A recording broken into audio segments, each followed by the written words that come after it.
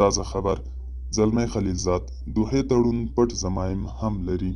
سلام، وخت مو بخیر. پام وکړئ د نن ورځې تازه خبر ته.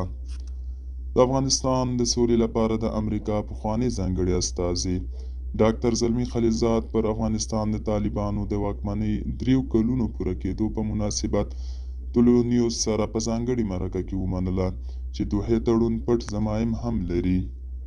خو نوموړي وایي چې دغه پټ ضمایم 2 موارد دي. اول یې له افغانستان څخه د امریکایي ځواکونو د وتلو څرنګوالي په اړه طالبانو سره پټ توافقات، او دویم یې د ترهګرۍ پر ضد جګړه چې د طالبانو او امریکا به یې په کوم ډول پر مخ وړي.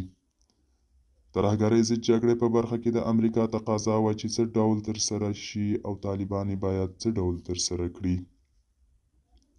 د ښاغلي خلیلزاد په وینا دغه مواردو د رازونو د خوندیتوب لپاره پټ دي، ترڅو د طالبانو او امریکا ګډ دښمنان ترې ناسمه استفاده ونه کړي.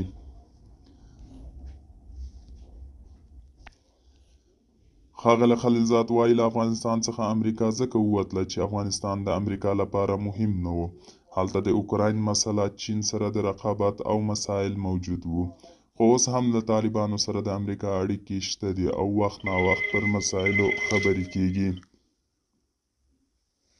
نوموړي وایي دا مهال له افغانستان څخه امریکا ته جدي خطر نشته او طالبان د داعش پر وړاندې بریالۍ مبارزه کړې ده، او د دوحې توافق پر اساس باید طالبان القاعده ډلې ته هم متوجه وي او امریکا افغانستان څاري لکه د الظواهري وژل کېدل.